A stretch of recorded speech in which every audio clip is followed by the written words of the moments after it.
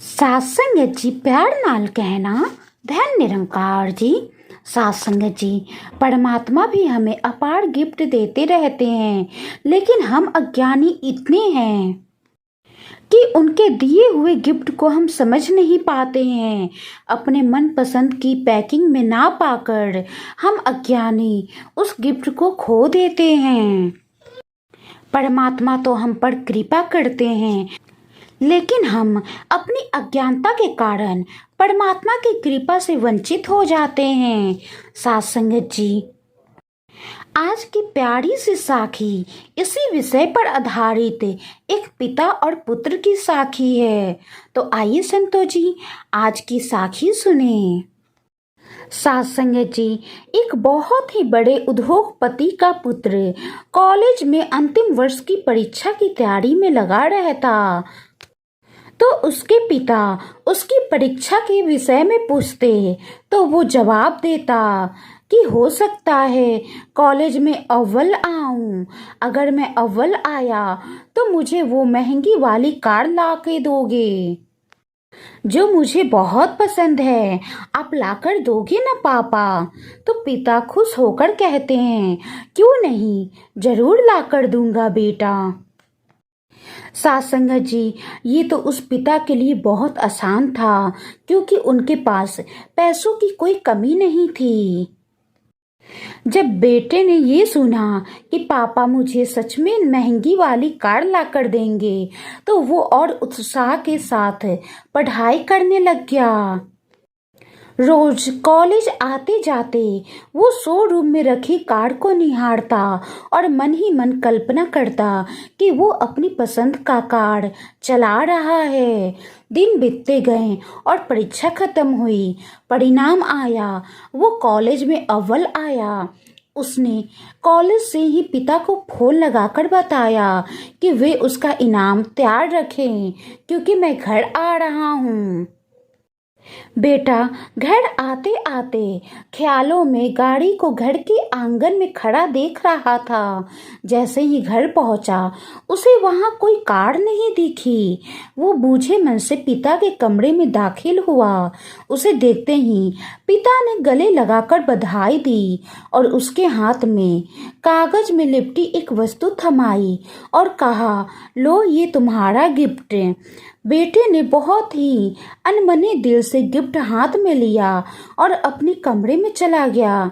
मन ही मन पिता को कोसते हुए उसने कागज खोलकर देखा।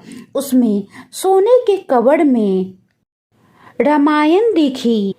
ये देखकर बेटे को अपने पिता पर बहुत ही गुस्सा आया, लेकिन उसने अपने गुस्से को संयमित कर एक चिट्ठी अपने पिता के नाम लिखी कि पिताजी, आपने मेरी कार गिफ्ट ना देकर ये रामायण दी। शायद इसके पीछे आपका कोई अच्छा राज छिपा होगा, लेकिन मैं ये घर छोड़कर जा रहा हूँ और तब तक वापस नहीं आऊँगा जब तक मैं बहुत पैसा ना कमा लूँ। और चिट्ठी रामायण के साथ पिता के कमरे में रखकर घर छोड़कर वो चला गया। सात संगत जी, समय बीतता गया। बेटा होशियार था, होनहार था, जल्दी ही बहुत धनवान बन गया। शादी की और शान से अपना जीवन जीने लगा। कभी कभी उसे अपने पिता की याद आ जाती तो उसकी चाहत पर पिता से गिफ्ट न पाने की खीज हावी हो जाती।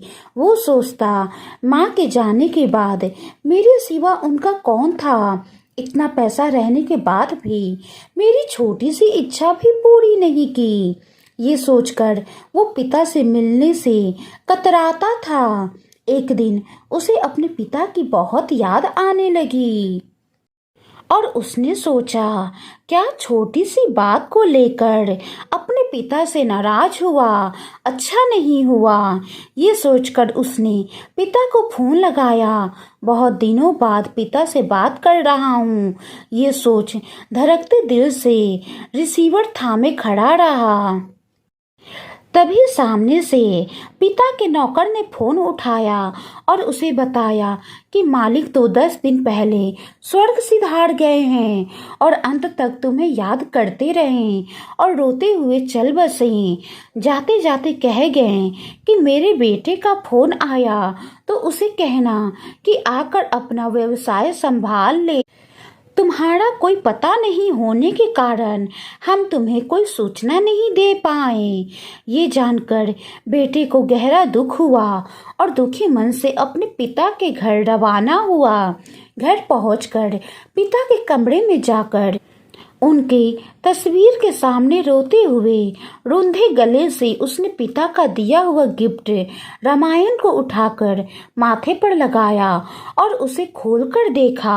पहले पन्ने पर पिता द्वारा लिखे वाक्य पढ़ा जिसमें लिखा था, मेरे प्यारे पुत्र, तुम दिन दुनी रात चौगुनी तरक्की करो और साथ ही साथ मैं तुम्हें कुछ अच्छे संस्कार दे पाऊँ, ये सोचकर ये रामायण दे रहा हूँ।